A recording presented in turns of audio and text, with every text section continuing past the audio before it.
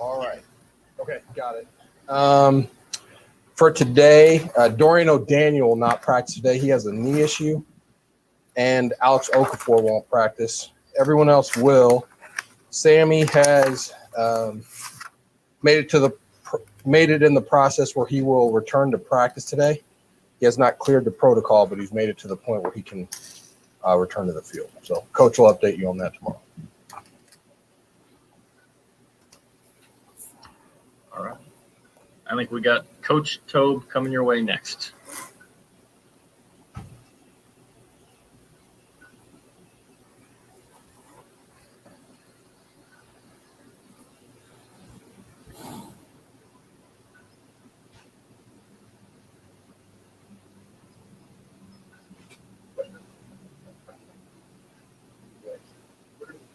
Jordan Dawes. Hey, Coach, you got us okay? Okay, yes. All right, well, let's get started. We'll go first to Adam Teicher. Go ahead, Adam. Adam, you got us?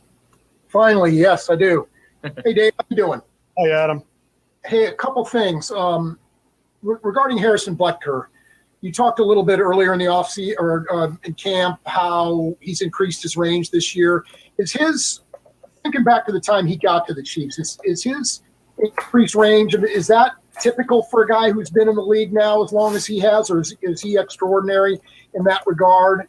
And also, I know it's Andy's decision, but how comfortable would you have been on that final kick? How far would you have been comfortable with on that kick? I mean, the way he was hitting it, I mean, if you guys had gotten another penalty, would you have been okay? Would you have been comfortable kicking that ball? That day, I would have been comfortable kicking another one because he was so on point that day. He was hitting the ball so well, in pregame, and then at halftime, he hit another one, and we just really felt comfortable with him the way he was hitting the ball. And it's kind of like when you're playing golf and you're hitting the driver well, you hit the driver well all day, and he was like that.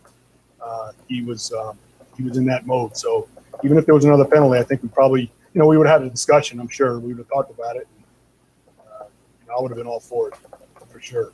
As far as his leg strength, he's kind of different than other kickers because he works. I mean, I can't explain how hard this guy works. I mean, he is such a dedicated guy, and he's so. I mean, he comes in here, and after our meetings in the morning, he'll spend 2 or 3 hours in here just watching tape. He watches every other kicker that kicked, every kick that happened that week. He studies the field that we're going to be kicking on. He knows the science of the game. He studies it so well, and then he works so hard on the field. His off season this year, he worked so hard. He got so much stronger. It was noticeable right away. As soon as he started kicking, you could see the ball exploding off his leg. And, he's hitting the ball pure this year, and we just got to hope he keeps on going like that. Next to Herbie. Go ahead, Herbie. Hey, Coach, as a special teams guru, a lot of people tend to watch these football games and don't really pay attention to the battle within the battle. But as a guy who appreciates special teams play, how special is this Harrison Butker and Justin Tucker matchup, so to speak? Yeah, we're seeing two of the best kickers, probably for sure in the history of the game. I mean, going against each other this weekend. They both admire each other's games. I know that. I know Butker watches Tucker a lot, and studies him and wants to be like him. I know that, and and it's going to be a lot of fun. That this game's going to be a lot of fun. I told Butker, I said I don't want to see some kind of a competition in pregame to see who's going to bang it the farthest. I just want him to go out there and stick to his routine, but. They're both competitive guys, and this game, it just brings out the best in both of them. Let's go next to Pete Sweeney. Go ahead, Pete. Hey, Dave. The injury note on Dorian O'Daniel's new, he won't go today because of a knee. If that becomes a thing where he can't play, he is one of the special teams snap leaders. Just how does that impact what you guys do? It impacts us huge. Obviously, we'd have to make some adjustments. He's a 4-phase starter, plays on every phase pretty much, and it would be something that we would have to address. But the good thing is that we have a lot of guys. And, Beach has done a great job with the roster. We've got guys in the wings. We have guys that are backups that can come in and play, and I feel comfortable whichever way we go. Let's go next to Seren Petro. Go ahead, Seren.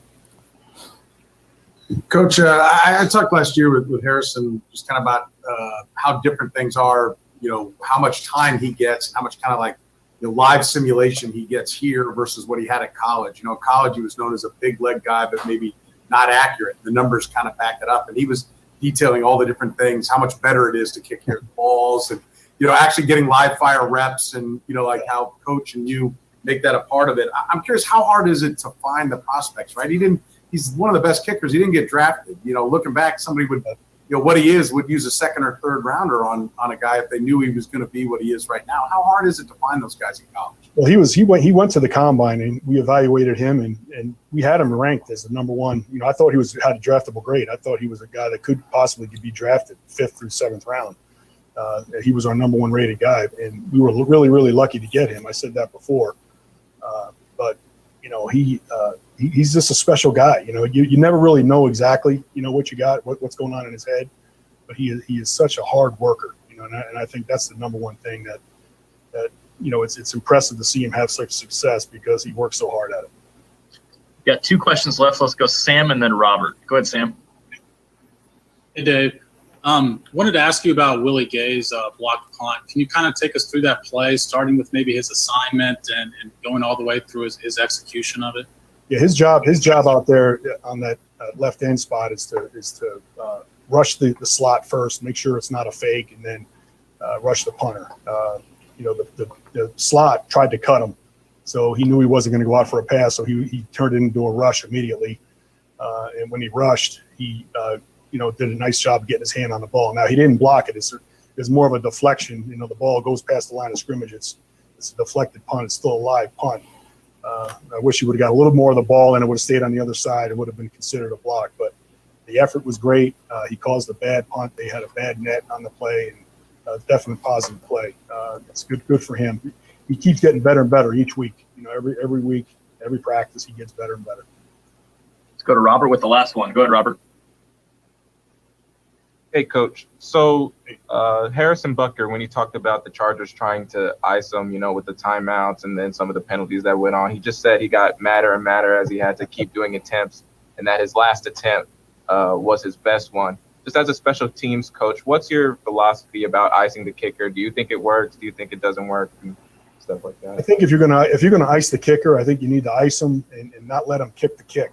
Because when they were still able to kick the kick, you call a timeout late and they're able to kick the kick, they get too much information. So if we're going to ice a guy, we're going to ice it before he even lines up to make him think about it a little bit more without getting that information that Butker was able to get on that long kick. So that's one thing that we would do different. But other than that, when you ice Butker, he's just going to get more and more focused. He's a routine guy. He's going to go back to his routine and do the same thing every time. Coach, we appreciate your time today. Thanks for joining us. Got it. Take care. All right, guys, we got Coach Spags coming up next.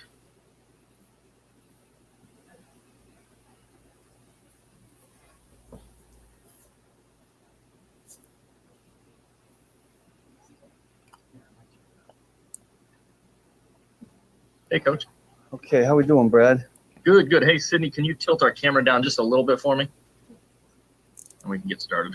Well, you just got done with Tobe, so now you have to tilt it up. Now you got to tilt it down, right? We got EB next. We'll be okay. A little consistency there, right? Yeah, we're ready when you are, Coach. Okay, yeah, I'm good. We got one practice under our belt. This is a heck of a challenge with Baltimore this week. We'll get back out there and see what we can do this afternoon. And with that, I'll just open it up. Start first with Herbie. Go ahead, Herbie. Hey, Coach. Good morning. How are you? Great, Herb. Hey, I actually have 2 questions here. The first one, we're seeing scoring at a historic rate through the first 2 games. Most touchdowns, most points allowed. As a defensive coordinator, what do you think is behind all of that? And Brad, I'll have another question after this. I listen. I'd have to look at all of it. It's scary when you say that. As a defensive coach, you're like, wow. I don't know. Football's changed. I remember. I know we don't have a lot of college football right now, but I at times during the seasons looked at college scores, and they've been way up there, and certainly all the yards, et cetera, et cetera. And a little bit of that football is coming our way in the NFL, so maybe that has a little bit to do with it. But other than that, I can't really speculate. I'm just hoping it's not us that's giving up all the points. And as another question, you mentioned the challenge of the Ravens. Getting Mike Pennell back this week, how big is that, especially the way the Ravens love to run the football? Yeah, listen, Mike gives us a big presence in there. As the season went last year, certainly when we got Mike, we're fortunate enough to get him. It helped us. I'm hoping it does the same thing. I mean, we don't listen, Mike's coming off of 2 weeks being away. That's a little bit of a challenge to ask a guy to do that, but I'm glad we got him back. Let's go next to Matt McMullen. Go ahead, Matt. Hey, Coach. So I want to ask you about L'Jarius Sneed. 2 weeks, 2 interceptions for him. Your thoughts on Sneed so far? Yeah, I tell you the one thing that really stuck out, last week's interception looked to me like one of those, he wanted it more than anybody. He went up and snatched it in the air. And listen, he's been solid for us. He's a worker, for a guy as young as he is and playing at not really big-time college football. He certainly has shown that he has what I call, pro attributes. In other words, he acts like a pro. I mean, he studies. He certainly doesn't look and function like a rookie right now, and hopefully that continues. Let's go next to Nate Taylor. Go ahead, Nate. Hey, Steve, I have 2 questions for you, too. To start first, how much can you glean from looking at last year's tape with the Ravens and what they've done so far early on with some new personnel? And then I'll have a second question. Yeah, well, listen, I don't think the scheme has changed all that much. It's downhill power football with some finesse in there because we all know what a number 8 can do. And they've added little pieces to it like everybody does in the offseason and to make it a little bit more dynamic and tougher to defend. And certainly, he's throwing the ball all over the place in good ways. I haven't gotten a lot of sleep this week. Let's just say that. I understand that, Steve. And then secondly, you guys had some missed tackles, particularly in the second and third quarter last week against the Chargers. No preseason games. I know you focus a lot in training camp on tackling, but you don't get a lot of live reps. Just what did you notice that was the issue, and just how difficult is it for guys to get comfortable knowing that you are going to see Lamar on Monday? Yeah, I mean, we talked extensively about that the other day. What was our Tuesday practice or Tuesday meeting? Listen, we didn't go back and talk much about the Chargers. We talked pretty much about fundamentals, and we led with tackling. And the things that I really threw at him was, you can't tackle, you can't hit what you can't see. That's a basic, right? You got to have your pad level low. You can't arm tackle in this league because NFL ball carriers run through those. And, certainly you can't, we can't be dipping our eyes and all those fundamental things. You got to run your feet. We did talk about that. We had a padded practice yesterday where we got a little bit of work on it. But the way the league is structured right now, you don't really get the live bullets until you're into the game. And you brought up the point about not having the preseason games. But I've said this before, we're not going to use any of that as an excuse. We got to find a way to tackle that. Go next to Adam Teicher. Go ahead, Adam. Hey, Steve, how you doing today? Great, Adam. Good. Hey, I wanted to ask you about the 3 rookies that are playing for you right now. I know you talked a little bit about Sneed, but still want to include him in on this. And also Wharton and Mike Dana. Compared, I know you obviously like them because they're playing for you and you saw them in camp, but where are their production versus your expectations at this point of the season? Can you sort of talk about all 3 of those guys and where they are in that regard? Yeah, you know what, Adam? I'd probably say that with all 3 of them, and everybody can go back and look at how we obtained the 3 of them. It wasn't like they were big free agent acquisitions. They weren't first-round picks. So I don't know that anybody. I think the expectations were not nearly as high as what we've gotten, and that's really a good thing to have happen to our football team when 3 guys like that can step in and help us in good, solid, fundamental ways. I mean, Turk gets in there and gives us valuable reps, and he gives guys rest. Mike Dana's been outstanding in the position he plays. I mean, he's done some things fundamentally that you don't see 5-, 6-year vets do. Very smart, cerebral football player. And LJ had probably the toughest task of all, going in the NFL and playing out on the corner, and has so far fared pretty well. If we can keep getting that from these 3 young guys, that's going to help us. Go next to Pete Sweeney. Go ahead, Pete. Which last year, the week after you played Lamar Jackson, you joked that you were still taking Advil. And so I think back to that, and now that you've seen last year and you welcome him back this year, what are just some of the coaching points that you're telling your guys as you have Jackson coming up while there have been some of those issues with the tackling already coming in? Yeah, well, one of the things we got to be sure we don't do, I mean, he's a dynamic quarterback, but let's not forget about those 3 running backs they throw at you. The tight end that can catch the football. But I'm going to start with the running backs. Listen, I go back. It's a downhill power run game. Yeah. If your eyes keep worrying about number 8 having it, that's not going to be a good day. He'll never have it. He'll just hand it off to the 3 backs. So we're going to work this thing inside out, try to keep pushing it out if we can. And when he does tuck it and go, we got to find more than one guy around him to tackle him because we know what he can do. He can make the first guy miss. You just got to have that second and third guy there. Got time for 2 more. We're going to go Tyrann and then Matt Derrick. Go ahead, Tyrann. Coach, first I'd like to know just what you thought of Gay. I know he didn't get much in there in the game, but what he did and maybe how close he's getting to joining the other rookies and getting more repetitions. And then I know you've talked a lot about Lamar Jackson, but just specifically Lamar Jackson, the passer, right? He's known for his legs, but so far he's, 75%, I think, for the year. I mean, he appears to be better. Does he look better on tape to you? He looks tremendously. I don't know, better. I thought he was pretty good last year. But look, here's a guy that has a real strong arm. I tell you what, he puts the ball, he throws the ball where they can catch it. I'm really impressed by when he's throwing to that tight end, especially on crossing routes. And he's got a tremendous deep ball. I don't know where it comes from that he's not a passer, et cetera, et cetera. I think sometimes that happens when you're such a dynamic runner. But listen, he can throw the ball effectively, and we know that. What was the beginning part of the? Oh, Willie Gay. Willie Gay, yeah. Yeah, you asked about Willie.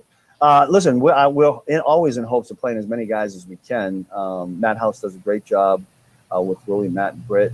I think he's progressed pretty well. He has guys in there really that are a little bit more experienced, and at the position that he plays, there's some adjustments you got to go through. So he'll find his way in there. We're hopeful to keep continuing to add on plays and reps and practice, and then find his way to the game. Let's go last to Matt Derrick. Go ahead, Matt. Hey, Coach, you touched on a little bit of just Jackson's skill set, but he's a different guy than you see with a lot of other teams. And I know last year you had like Alex Brown back there in practice, replicating what he can do with his legs. How do you prepare for, a guy like Jackson, and Tennessee is so different from a traditional quarterback? Yeah, I've been going through this years and years in football, right? When you have a quarterback like that, it's very hard to simulate what they do. And it's hard to simulate their blocking up front. It's hard to simulate all the pulls and all the motions and shifts that they do. And that's part of coaching on defense and being a player on defense. You know that the first time you go out there and see this offense, it's going to be 10 times faster than what we've done in practice, no matter how good we do it. So we got to hope that we come up to speed with what they're doing quickly. That's the challenge of that first series, to be quite honest with you.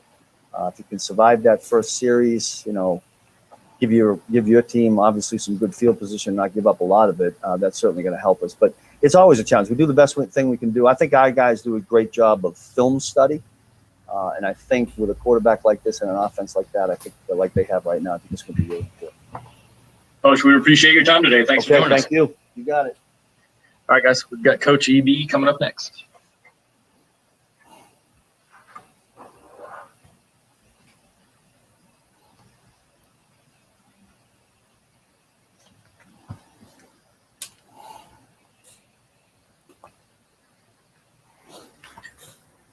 Coach, we're ready when you are.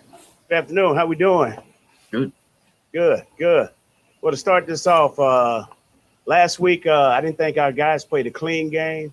But one thing I am proud of is that they showed a lot of resiliency.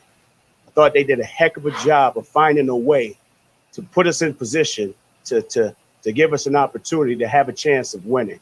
I love the grit that we showed, but we do understand we got some things to work on. We started with that yesterday in practice. And on top of that, early in the week with film work. And I think our guys, playing in that game got their attention. And so now we're at this point that, hey, it's Thursday, and I know it's a Friday for everyone else outside our world, but our guys are focused and ready and are determined to play better. With that said, I'm all ears here. Let's start with Blair Kirchhoff. Go ahead, Blair. Coach, I know you know Marcus Peters well. What makes him so dangerous, and what do you remember about those Patrick Mahomes running, scout teams and going against Marcus Peters? You know what? Marcus is a very, very highly intelligent football player. takes a tremendous amount of pride in studying. He's very athletic, probably one of the best playing off corners in this league right now. But he's always been a student of the game. He'll give you that perception that he isn't. But one thing he does, he takes a tremendous amount of pride in studying, and then he goes out there and he executes, and he asks questions. He does it the right way. So I'm looking forward to watching this battle. Those guys had a few battles a few years ago, but we're not even thinking about that. We're thinking about what's going to take place this up and coming weekend. And kudos to those guys because they're playing pretty damn good ball on their side of the ball out there. Go next to Rob Collins. Go ahead, Rob. Hey, EB, there's been some talk about Patrick drifting back in the pocket a little too far, making it tough on the O-line to keep their blocks. Have you noticed that? Is that an issue? Maybe why the offense is out of sync here? Well, it's a combination of everything. I mean, it's us. We're just out of sync. All right. Last week, it was a tough deal. It was tough. It's the first time our guys have played in the empty stadium. We're living in a different day and age. You know, the thing that my message to them at halftime was like, the only thing I want to see and find out is who loves the game. Okay. I know it's a different environment. It's a different atmosphere, but we got to have the ability, all right, to shut all that out. All right. It's about living in the now and making sure that we're maximizing this opportunity. So if we love it, okay, we're going to find a way to overcome it. So yeah, we were out of sync. Could be Pat drifting. It could be us not executing up front. Could be guys not getting open downfield. But when it's all said and done with, collectively, we all have to do a better job. That starts with us as coaches. Let's go next to Matt McMullen. Go ahead, Matt. Coach, so you spoke a bit about Marcus Hey, Peters. Coach is done. Can you go tell them that? Uh-oh. You spoke a bit about Marcus Peters. He's part of this. But when you're facing the Ravens, best defense in the NFL so far this season, like 11 points allowed per game, what are some of the challenges that you're looking at when you're facing them? Oh, some of the challenges. I mean, just look at the guys up front. I mean, you got Calais Campbell, who just came in from Jacksonville. I can't think of the kid's name, but it's a damn shame. Derek Wolfe, number 95. Seemed like we played against him for the past decade. They got Brandon Williams, who's a hell of a player. Pernell McPhee. All right. On top of that, they got Judon coming off the edge. Then they signed that young kid out of LSU, Patrick Queen. So those guys are pretty stingy up front.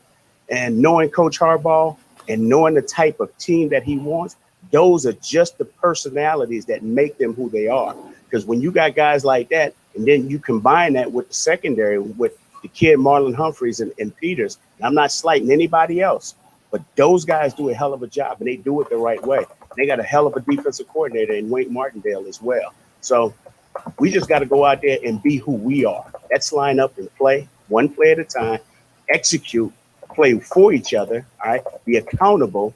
And the only thing that matters, regardless of what happens on that particular play, it's going to be a 15-round old school heavyweight fight. We got to come out swinging, all right? But we understand it's not going to be how you start.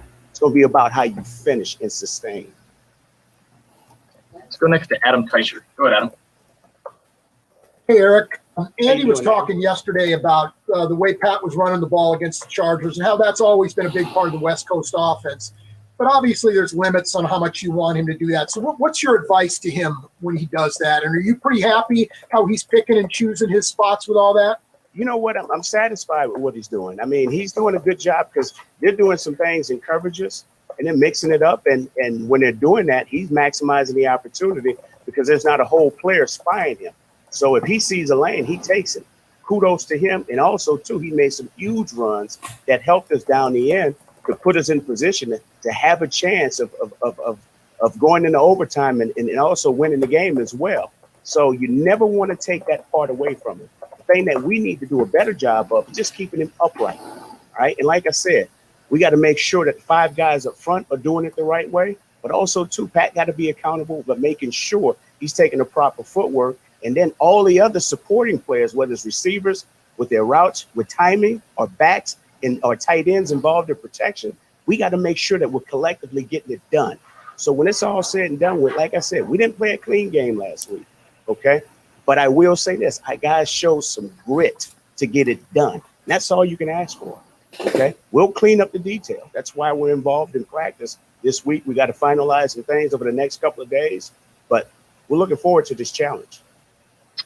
Got time for a couple more guys. Let's go Sam and then Nate. Go ahead, Sam. Eric, we asked Patrick Mahomes yesterday about that 2-point conversion. He mentioned that the first read wasn't there. As a coach, have you just become so accustomed to him finding something that you still have the confidence that play will be executed, and also just how important it was that the McColl, Tyreek, those guys still also were continuing on with the play, even though they weren't the first option there? You know what? Our guys got a tremendous amount of chemistry. These guys know each other. They love one another. I mean, these guys have been together for a while. So they understand if things aren't right with the first read, the second read has to become available. If nothing's right with the second read, the third read has to become available. So those guys just stay alive. They stay on the move. And Pat is always utilizing his eyes and keeping them downfield. So he just happened to go through his progression. He found McColl. McColl does a hell of a job. It seems something like it's so simple and yet so easy. But that was a hell of a catch that he made. And it was a big time catch. It put us in position to have a chance. And so that's just the guys that we have. These guys love what they do. You know, we just need to do it better at a more consistent rate. Go last to Nate Taylor. Go ahead, Nate. Hey, Eric, you guys played two teams that relatively, like you mentioned before, decided to play coverage and obviously keep things in front of you. You're probably going to get the opposite of that on Monday with the Ravens, who love to blitz. That's been one of the key things that they've done against you guys the last 2 years. How do you prepare for that when you haven't really seen a blitz-heavy team this year? And then what have you seen the Ravens do so far on defense to give you an idea of what exotic blitzes may come? Well, we prepare. First of all, kudos to them because they are a great team when it comes to putting together some exotic pressures. These guys are going to get after us, and that's okay. We're preparing as if it's going to be a blitz drill, and that's how we're going to play this game. Every play, we're going to expect pressure. And so with that said, our guys, we're practicing the exact same way.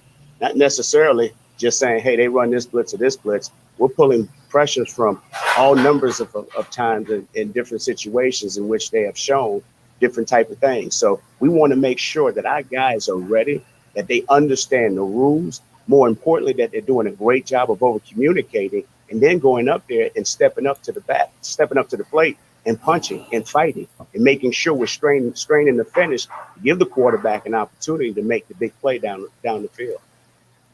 Coach EB, we appreciate your time today. Thanks for joining us. Thank you. All right, guys, we got Tyrann coming up next. Sorry about the hot mic. Hot mic. Get a Zoom moment.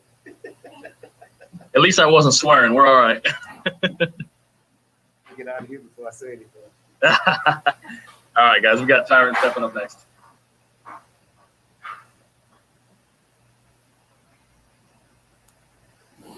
Tyrann, you ready for us?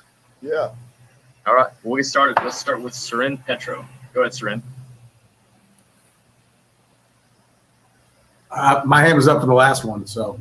Okay, so you're good. Okay, let's go next to Matt Derrick. Go ahead, Matt. Hey, Ty.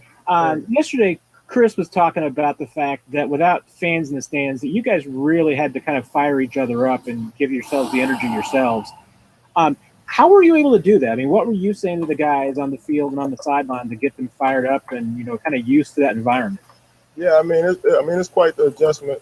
Obviously, not being able to play in front of fans, feel like they definitely give us a boost of encouragement. But we got to adjust, we got to adapt. I think a lot has to come from within. And then from there, is us feeding off each other, us trying to keep each other motivated, keep each other encouraged, especially, when we don't have that momentum, we don't have fans in the stands. We got to find a way to be positive, especially in slow games, games where we're not playing, to the best of our abilities. We just got to find that dig deep within. Herbie. Go ahead, Herbie. Hey, Tyrann, good afternoon. How are you? Good, doing well.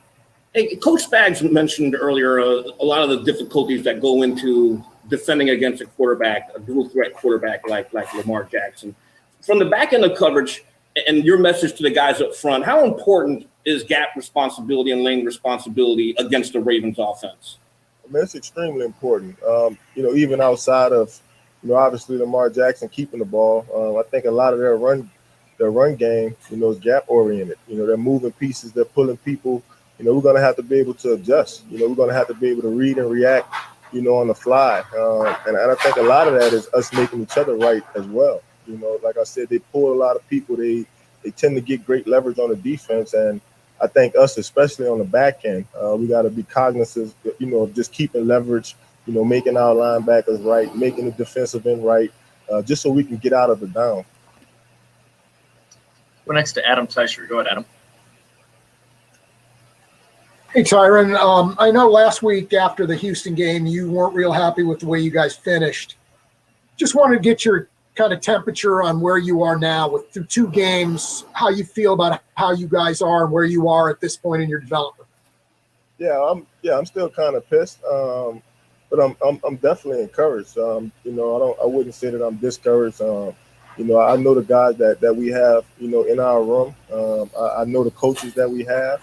And, I know we'll be able to, adjust and get it right. So I'm not worried about that. Obviously, we had high expectations coming into the season to, try our best to, live up to the standard, we set last season. And but we got to dig a little deeper. Obviously, we're going to get a lot of teams' best shot. A lot of offensive coordinators are going to draw up their best plays, to kind of beat us and keep Pat off the field. So, we got to dig a little bit deeper. And I think, this is a great opportunity, playing on Monday Night Football, playing against a team that runs the ball well, can stretch the field vertically in the passing game.